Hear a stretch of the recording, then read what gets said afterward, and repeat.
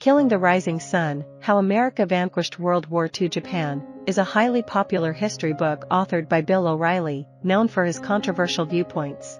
Collaborating with him as the co-author is Martin Dugard, a New York Times best-selling author.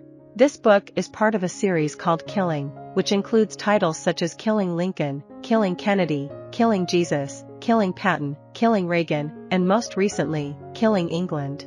Published in 2016, Killing the Rising Sun delves into the events of World War II, specifically leading up to the bombings of Hiroshima and Nagasaki in August 1945. The narrative of this historical account predominantly unfolds in the present tense, offering perspectives from American soldiers on the battlefield, both on land and in the air. It also explores the viewpoints of American and Japanese leaders. Bill O'Reilly is widely recognized as a political commentator, having hosted The O'Reilly Factor, a highly rated cable news show on Fox News Channel from 1996 to 2017. Killing the Rising Sun commences in Washington, D.C., in 1939, as President Franklin D. Roosevelt decides to embark on the development of nuclear weapons at the outset of World War II. The narrative then progresses to 1944, highlighting the escalating conflicts between the United States and Japan. Notably, the intense battles of Polilliu, Iwo Jima, and the Philippines are depicted in graphic and harrowing detail. By 1945, the Americans are on the verge of completing the atomic bomb and face critical decisions regarding their strategy to bring an end to the war.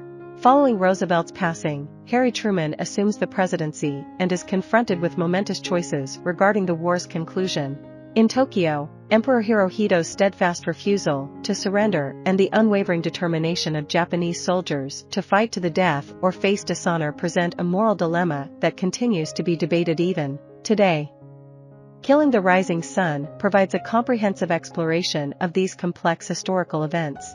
Killing the Rising Sun examines the complex question of whether using nuclear weapons or launching a ground invasion of Japan was the right decision to end World War II. The book offers a critical perspective on President Roosevelt's actions during the war, presenting him as a key contributor to human rights violations and suggesting that his mistakes prolonged Soviet domination in Eastern Europe. It also highlights Roosevelt's support for the internment of Japanese Americans after the attack on Pearl Harbor, an event widely regarded as a dark chapter in American history. President Harry Truman emerges as a figure of good judgment and the ability to make difficult decisions, ultimately casting the United States as the heroes of the war. However, there is disagreement between Truman and General Douglas MacArthur regarding the best course of action. MacArthur advocates for a ground invasion of Japan, viewing it as a more morally and strategically sound approach. In contrast, Truman opts to drop atomic bombs on Hiroshima and Nagasaki, leading to the Japanese surrender and the war's swift conclusion. The book vividly portrays the devastating impact of the atomic bombings, delving into the gruesome details of the destruction and loss of life. General MacArthur is depicted as a publicity-seeking figure, and the narrative suggests that if he had prevailed and a full-scale invasion had taken place, many more American lives would have been lost.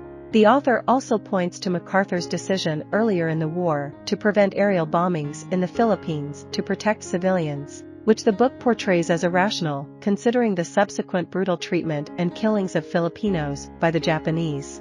The argument is made that allowing for increased bombing from above would have been a more humane approach.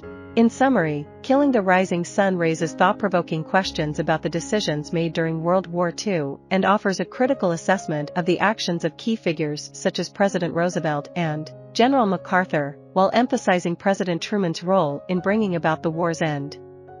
Opinions on Killing the Rising Sun vary depending on the reader's political leanings. Critics with differing perspectives have expressed contrasting views on the book. Some reviewers found the entire work offensive and believed it dehumanized the Japanese, starting from the cover image featuring Truman and MacArthur alongside a nuclear explosion, to the passages describing the aftermath of the atomic bombings. They argue that the book displays callousness and a lack of empathy towards the suffering endured by the Japanese people during this orchestrated Holocaust. In particular, critics highlight the juxtaposition of Japanese incineration with the depiction of Americans celebrating with whiskey, which they perceive as a misappropriation of the gravity of the events. However, when examining Amazon reviews, it becomes evident that many Americans and veterans view Killing the Rising Sun as a truthful account that honors the courageous actions of those who fought in World War II. They consider the book a valuable gift of historical truth and hold pride in the difficult decisions made by Truman and MacArthur. These readers believe that despite the loss of lives and the cruelty inflicted, the sacrifices were justified for the greater good of the country. In summary, reviews of Killing the Rising Sun are divided along political lines. While some critics find the book offensive and argue that it lacks empathy for the Japanese, many Americans and veterans appreciate the truthfulness of the narrative and commend the authors for honoring the bravery of those involved in the war. I hope you enjoyed this video. Leave a like if you did and be sure to subscribe. Thank you.